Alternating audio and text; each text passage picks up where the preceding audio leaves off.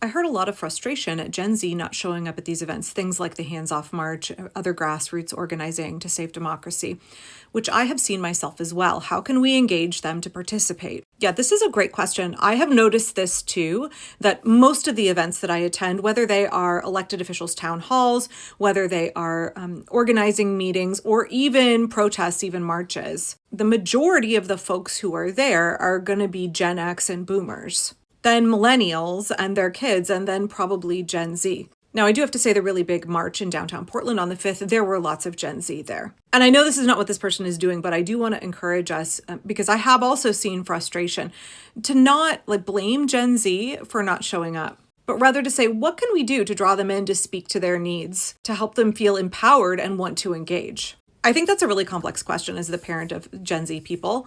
It's not just trauma from the pandemic. They feel let down by all of us, rightly so. I posted a quick little video yesterday responding to folks saying, where is Gen Z at all of these protests? Why is it mostly boomers and Gen X who are showing up?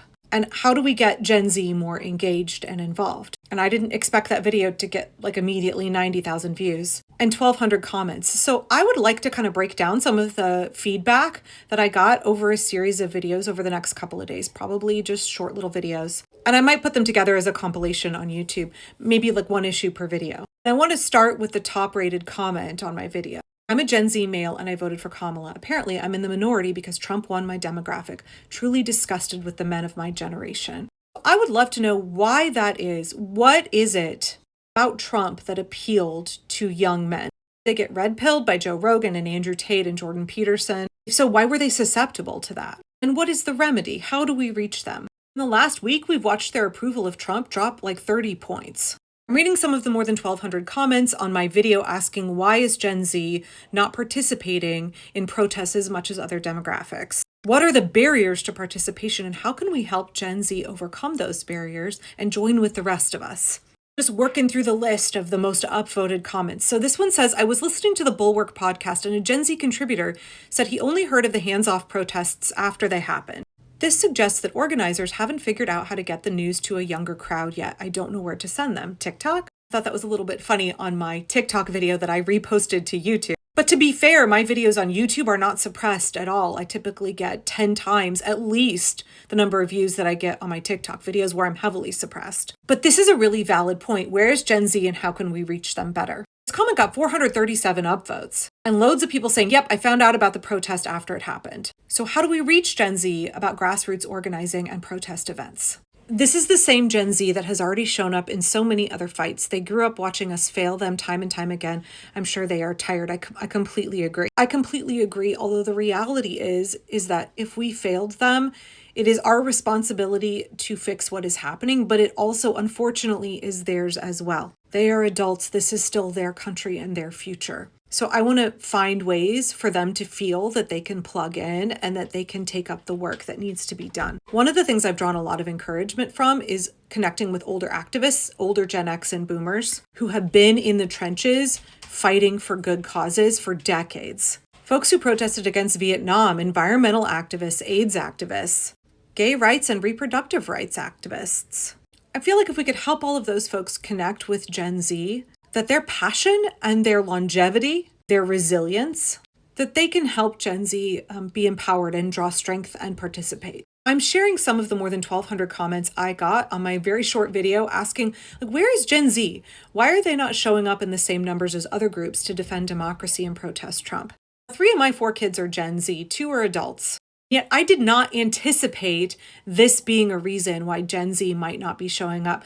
This commenter says that she's Gen Z, but she fears backlash from her Trump-supporting family and employers. She doesn't want to be seen on the local news because she may end up fired or homeless. I really appreciate this being pointed out because we do know that a lot of Gen Z actually do still live at home. And we do know that they are really struggling financially and they really can't afford to lose their jobs. They are financially much more precarious than boomers or Gen X or millennials were at the same age. And it really did not occur to me that folks might be afraid to protest because of their parents that they're still living with being Trumpers or because their boss is a Trumper. To those young folks, I say, do what you need to stay safe. And please understand there's so many ways you can resist besides just protesting in public. Okay, in the ongoing conversation about why the youth are not showing up both to public protests and things like town halls with their electeds and other grassroots organizing events at the same rate that maybe the youth in previous generations did, or at the same rate as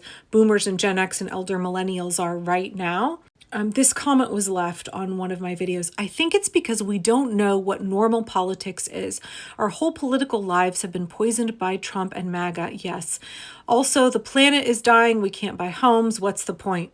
Yeah, I mean, 3 of my 4 kids are all Gen Z, and amongst their friend group, the nihilism is very real. I've noticed in their friend group over the last few years this kind of ecclesiastical mindset. And by that, I mean, everything is meaningless. I chase after the wind. That kind of like, well, we're totally screwed, so we might as well indulge ourselves. We might as well spend, like, why save for retirement? Because we're not going to have a retirement. We're never going to be able to retire. We have to work forever. Why save for a down payment on a house? We're never going to be able to afford a house. So we might as well treat ourselves right now whenever we can. And also kind of like nothing really matters. And I think there's also this layer of trauma from the pandemic, right?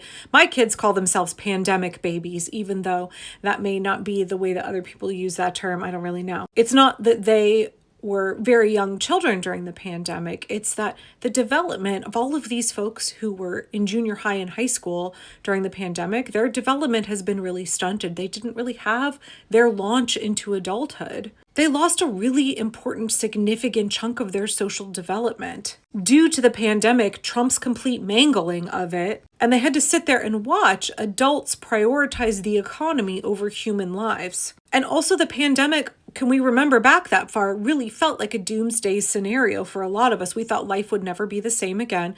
We weren't sure if we were going to live through it. We didn't know how many of our loved ones we were going to have to lose, and how much that was compounded by this underpinning kind of apocalyptic thinking in American society, especially amongst evangelicals and LDS.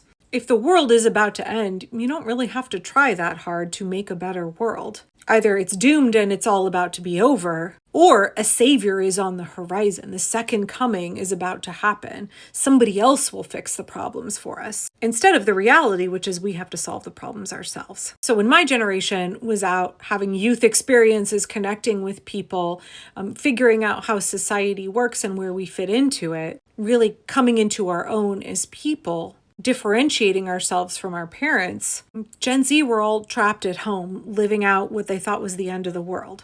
And while the world didn't end because of the pandemic, a lot of things were royally fucked and are a lot worse than they used to be. And I also think this point here, they've never experienced a political climate that did not include Trump and MAGA. I said that in another video. They grew up with QAnon and the kind of absolutely unhinged politics of the last several years of the, Trump years. They don't really have a concept for what normal political engagement looks like from constituents, from the populace. And I don't know how to help Gen Z with this. I just will keep reiterating that a better world is possible. I just posted a video on my backup talking about this. The future is still what we make of it. We do not have to sit passively by and feel despair and apathy and say there's no point in trying. Donald Trump gets to write my future and I just have to sit here and receive it. I don't have to take ownership. I don't have to do the work. I just accept the doom that is coming my way. It's still that apocalyptic thinking and outside forces acting on me, and I am just going to passively receive what is going to come inevitably. When the truth is that we get to write the future. It doesn't have to be up to Donald Trump. We, the people, outnumber him 340 million to 1.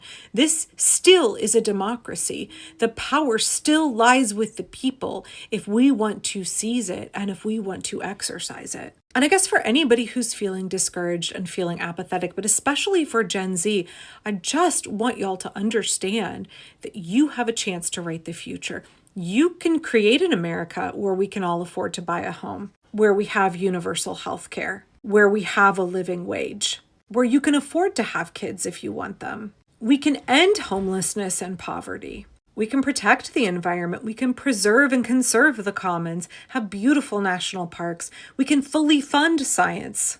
We can have a high quality of life for every single working class person in America. All it takes is that we tax the rich. The wealth is already here in this country. The wealth exists. It is just all consolidated amongst a few at the top who are screwing the rest of us royally. The few at the top steal our life hours, they steal our labor, they steal our money, and they definitely want to start stealing more and more of our tax money. That's all that Elon Musk is doing right now.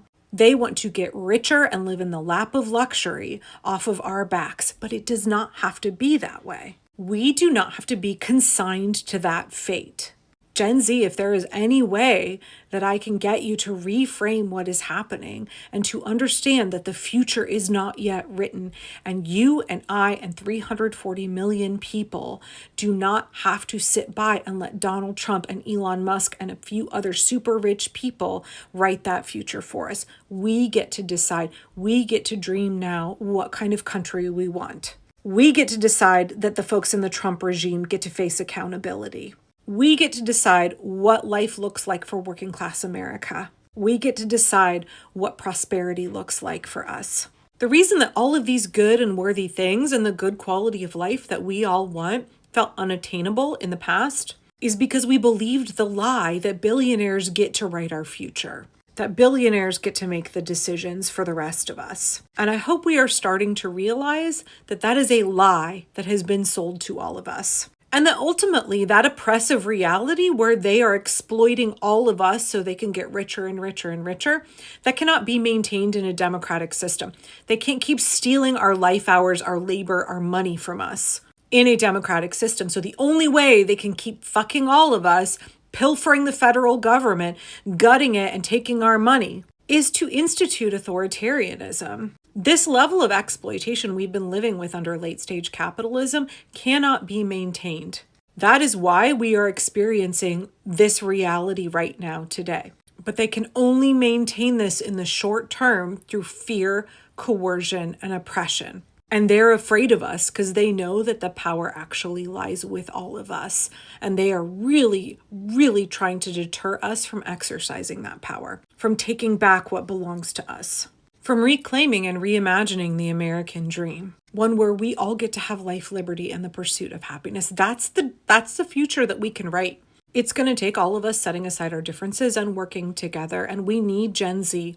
We need y'all to come on board with us. We would love your outlook, your insight, your energy to help make that better world with us. It doesn't have to feel hopeless because it's not hopeless, but hope must prompt action. And we absolutely can act and make that future that you want, a future that feels and is hopeful. Okay, continuing the conversation about barriers to entry for Gen Z when it comes to protesting or participating in grassroots movements to defend democracy. We're seeing protests and organizational meetings skew very heavily toward boomers, Gen X, and older millennials. So what is preventing Gen Z from participating? Well, I posted about it on YouTube and I got immediately 80,000 views and 1,200 comments. So I'm trying to read through the top comments from Gen Z folks and hear what they're saying so we can help them create access so they can participate in defending their own liberty. One Gen Z commenter said, "I'm currently dealing with a disability that has left me unable to participate in marches, but I am signing petitions and calling my congressman." A lot of us Gen Z really do care about what's going on, and we're very scared, and we don't want to give up. I think this is a really good point here. We should not conflate Gen Z not showing up to protests with Gen Z not caring or not resisting in other ways. I recently asked, why are Gen Z not showing up in the same numbers to protest against what Trump is doing? And that video on YouTube got more than 1,200 comments. And I'm trying to share a few of them so that we can understand and help Gen Z feel that they can participate in the defense of democracy. One of the prominent repeat comments was that Gen Z don't have cars and therefore can't get to protests. To me, this says that our grassroots groups need to do a better job organizing rides to events. We need to make sure that we communicate carpools are available. I know for our local protest, we made sure that there was a group of us who rode public transit together so that folks who were not as familiar with that process could travel with folks who were. And maybe you're somebody who can't actually go and march at a protest, but maybe you've got a minivan and you're willing to drive people and drop them off and pick them up. It's really important that we talk about the barriers to entry so we can understand how to craft solutions and help people participate in securing their own liberty. So why aren't Gen Z showing up to protests at the same rate as other age groups? I asked this question in a really quick YouTube video and posted it the other day, and I did not expect to get 1,200 comments like very, very quickly. So I'm trying to go through those comments and hear what Gen Z are saying. What are the barriers to access for them? What are the reasons that they either don't want to participate in defending democracy or they feel that that is not accessible for them? And how can we help tear down barriers to access? For example, one young person said in my comments, like, a lot of us don't have cars and we don't have a good way to get to and from protests. Well, clearly, grassroots groups need to facilitate better carpools, right? We need to help make sure that we have transportation to and from events. That's really good, actionable feedback for us. Someone else said that they worked full-time and they're a full-time college student, so they just don't have the time to go to a protest, but they are resisting economically. And they're also calling their congressman. But traditionally in American society, it is the young students, it's the college students, that is Gen Z, who show up in the greatest numbers to protests. Right, the saying is that youth are the engine of the nation. But we saw in the hands-off protests that they skewed very much toward boomers and Gen X and elder millennials. So why aren't the youth showing up in the same numbers at which they historically present? Someone in my comments said, do you not understand that Gen Z's experience with protesting was BLM and the college protests around Gaza? Again, Gen Z, they're, like mid-20s down to about 16. And their experience with protest has been with a highly militarized police force. It's been very demoralizing. They've seen a ton of government pushback. They've generally felt unsupported and in many ways unsuccessful. So this commenter was saying they feel kind of demoralized about protesting. They're not sure why they should show up and what good it will do. Someone else said, we're really burned out and sad. And then I saw JVL on the Bulwark, I think it was yesterday, say that Gen Z has never experienced a political climate that didn't have Trump. And that politics without Trump is something that they really can't conceptualize of. They don't have a frame of reference for what things were like before. They kind of barely remember the Obama years. One of the leaders in my local Indivisible chapter is an AIDS activist, and I was trying to talk to one of my children about AIDS activism in the 80s and 90s. And it just kind of blew their mind a little bit because they just haven't experienced anything like that in their lifetime. And I think very much the way they can't really conceptualize of a political atmosphere or in America without this omnipresent Trump tweeting and Trump in the headlines all of the time. And he's so normalized, the media has sane-washed him so much. They can't conceptualize of a nonviolent resistance that is successful and meets its goals, that feels energizing and makes progress. So how do we help them capture that hope and that motivation? How do we help them not feel demoralized? How do we communicate to them like, we're here with you, we want to support you, we are willing to march side by side with you? I saw somebody on TikTok on April 5th who was like, holy heck, look at all these grannies out here. I didn't expect anybody to show up, and I definitely did not expect all of these older folks to come. And they were talking about what an encouragement that was to them as a Gen Zer to realize that it's not just them who's freaking out, and they're not alone in this. And maybe this is a topic for another video, but I know Gen Z can struggle with some nihilism. And I understand that is the result of trauma from the pandemic. I understand there's a whole lot of factors that go in there, not the least of which is the energy of youth can be accompanied by the very black and white thinking of youth. The inability to see beyond because you don't have that much lived experience yet. And I don't mean that to dog on Gen Z, but I think that's one of the reasons that we need a multi-generational resistance. We need to be able to draw from each other's strengths and different perspectives and different lived experiences. Because I know for me, I like to say I'm a Zennial because I was born in that little pocket generation of 1979. And my kids like to say, Mom, you're just like a baby Gen X. Whatever. I find a lot of encouragement from going to grassroots organizing events and connecting with boomers. I'm connecting with folks who were protesting when I was a little itty bitty thing or even before I was born and who are still in it. They're still raring to go. And I love hearing the stories of the good work that they did long ago and are bringing all of that experience and all of that hope with them to what is going on right now. Likewise, I draw a lot of encouragement from my Gen Z children and their friends, their insight, their perspective, their energy that they bring to the table. So what do you think would be better ways for us to reach Gen Z and to help them be emboldened, to help foster hope in them and to help them feel that they can come alongside us and that they are part of this community, that this is their nation, this is their future that has yet to be written, and they get to help decide. They get to help decide what that future looks like. I want them to be empowered. I want them to participate. I don't want them to be hopeless because the future is not hopeless. The future is ours. The power lies with the people. And when they join with us in solidarity, we get to write what happens next, not Donald Trump. We get to write it. It's our country.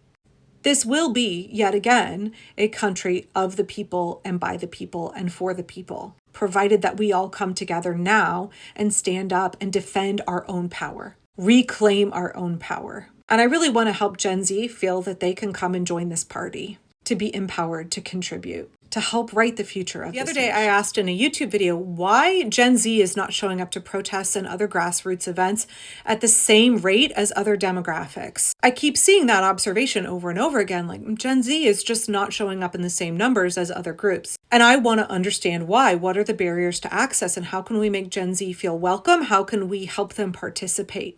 I don't want to blame Gen Z for not showing up to the party at the same rate as the rest of us. I want to make sure that we've extended an invitation, that we're providing transportation to the party, that we're making sure those folks feel welcome and that they're able to attend. Now, 3 of my 4 kids are Gen Z, and only one of them was able to come with me to the protest on April 5th. One had a pre-existing commitment he couldn't get out of that he scheduled way before this protest was scheduled. And the other is a junior in college and had way too much homework and simply could not find the time to spend, 6 hours on a Saturday downtown. So as I'm looking through the top comments on my video, I'm seeing that exact sentiment echoed by other Gen Z. Let's remember that the oldest Gen Z are 25. My 16-year-old son, who is a sophomore in college, is also Gen Z. A huge chunk of these folks are students.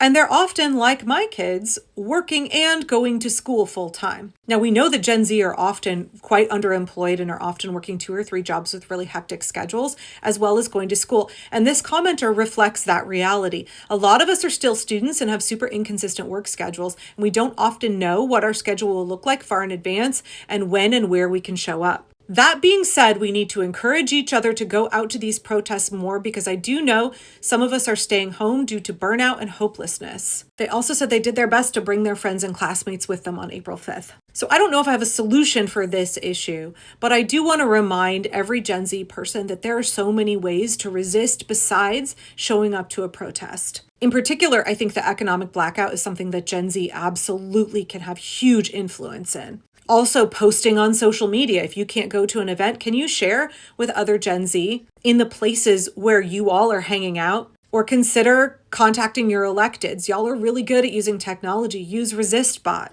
Use the 5 Calls app.